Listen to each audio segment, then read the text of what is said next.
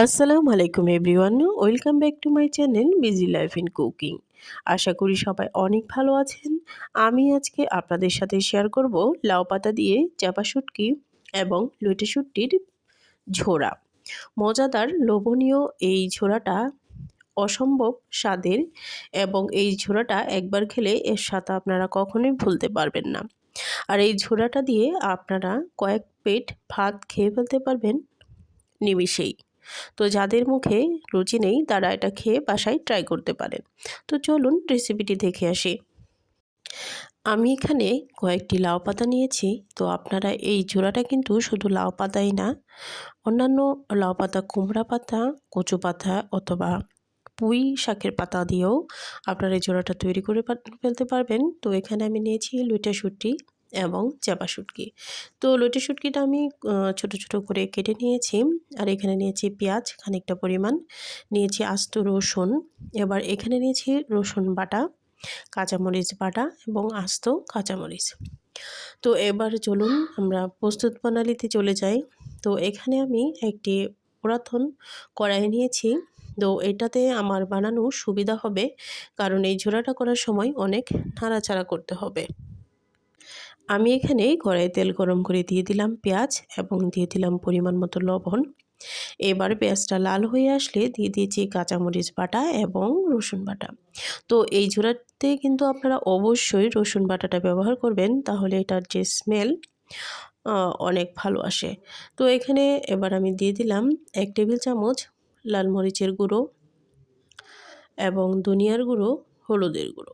তো এই পর্যায়ে আমি এই মশলাটা কিছুক্ষণ কষিয়ে নেব। এবার আমি চাপা শুটকি এবং লইট্টা শুটকিটা খুব ভালোভাবে ধুয়ে পরিষ্কার করে এখানে দিয়ে দিয়েছি। এবার এই লইট্টা শুটকিটা আমি মশলার সাথে খুব ভালোভাবে কিছুক্ষণ কষিয়ে নিব। তো এখানে কষতে থাকুক, দেখুন। তো আমার ভিডিও যদি আপনাদের কাছে ভালো লাগে অবশ্যই কমেন্টে জানাবেন, লাইক করবেন, কমেন্ট করবেন এবং সাবস্ক্রাইব করবেন। তো দেখুন এখানে কিন্তু আমার শুটকি ভুনাটা আদা হয়ে গিয়েছে। তো এই পর্যায়ে আমি কি করব, যে লাউ পাতাগুলো আমি কেটে রেখেছিলাম ওই পাতাগুলো এখানে আমি দিয়ে দিব। তো এবার দেখুন পাতাগুলো আমি যে শুটকির ভুনাটার সাথে খুব ভালোভাবে মিশিয়ে নিচ্ছি। তো এই পর্যায়ে পাতা থেকেই কিন্তু অনেকটা পানি বেরিয়ে এসেছে। এবার এই পানিটা দিয়েই আমি ভাজাটা করে নিব, যাকে বলে আর কি যে ঝুরা। তো এবার দেখুন এবার কিন্তু নাড়ানাড়িটা চালিয়ে যেতে হবে। এবার আমি যে আস্ত রসুনগুলা রেখেছিলাম সেই রসুনগুলা এখানে দিয়ে দিয়েছি।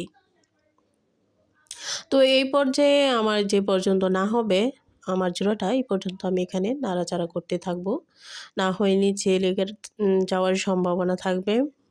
আর এখানে দিয়ে দিলাম গোটা কয়েক কাঁচামরিচ। তো এই পর্যায়ে দেখুন আমি এভাবে নাড়াচাড়া করতে থাকবো এবং আমার ঝোড়াটা হতে থাকবে। তো দেখুন ঝোড়াটা কিন্তু ভাজা ভাজা হচ্ছে। তো এই ঝোড়াটা কিন্তু আমার ভাজা ভাজা করতে হবে। এবার আমি দেখুন আমার প্রায় হয়ে গিয়েছে আমার ঝোড়াটা। তো এখানে যে ঝালটা, এই ঝালটা কিন্তু আপনারা আপনাদের মতো দিতে পারবেন, যে যেরকম ঝাল খান।